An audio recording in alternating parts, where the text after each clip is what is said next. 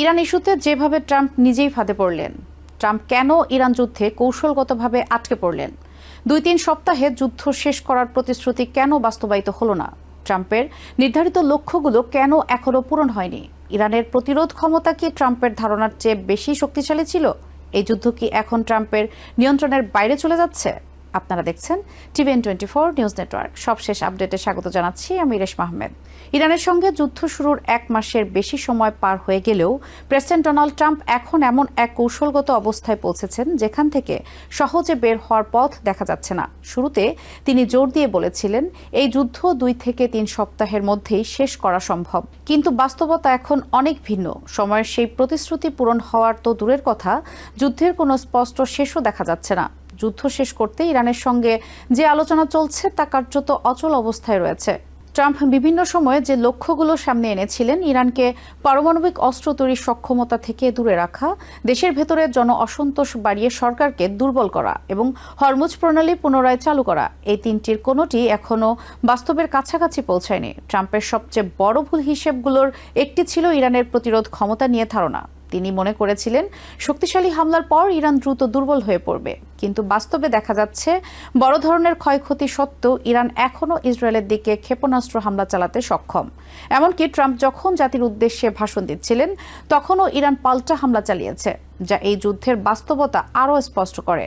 Trump তার ভাষণে American জনগণকে আশ্বস্ত করার চেষ্টা করেন যে যুদ্ধের খরচ সাময়িক এবং খুব দ্রুতই পরিস্থিতি স্বাভাবিক হয়ে যাবে, কিন্তু বাজার তার এই বার্তাকে বিশ্বাস করেনি। তার 19 মিনিটের ভাষণের পরপরই তেলের দাম প্রায় 8% বেড়ে যায়।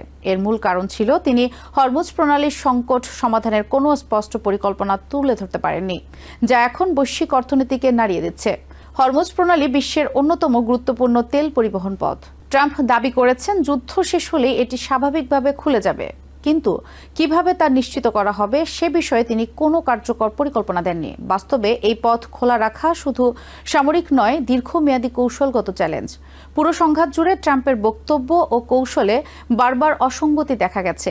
কখনো তিনি দ্রুত সেনা প্রত্যাহারের ইঙ্গিত দিয়েছেন, আবার কখনো ইরানকে স্টোন এজে ফিরিয়ে দেওয়ার মতো কঠোর হুমকি দিয়েছেন, যা যুদ্ধ আরও বিস্তৃত করার ইঙ্গিত দেয়। এই দ্বৈত অবস্থান পুরো পরিস্থিতিকে আরও অনিশ্চিত করে তুলেছে।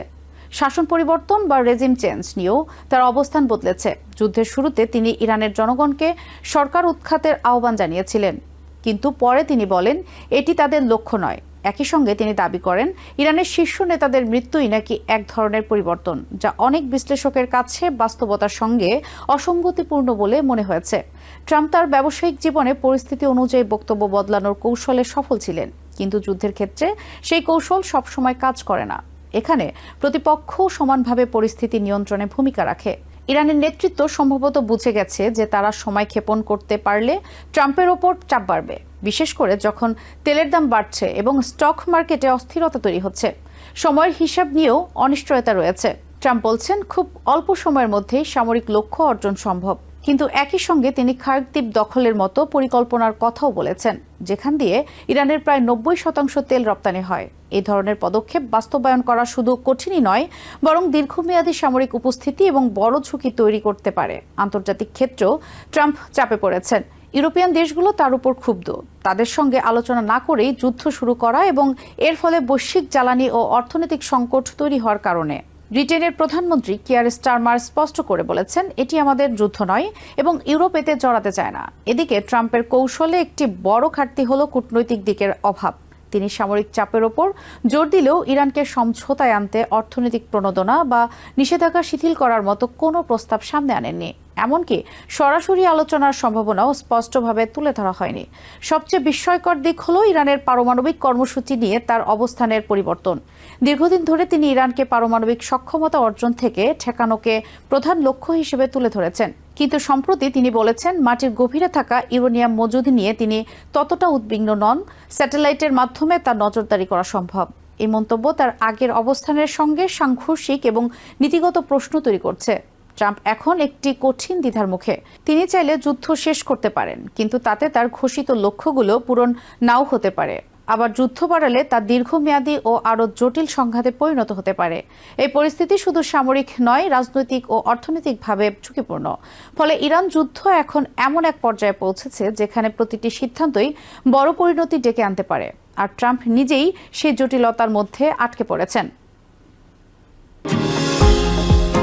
নিউ ইয়র্ক থেকে সম্প্রচারিত TVN 24 টেলিভিশন বিশ্বজুড়ে বাঙালির কণ্ঠস্বর।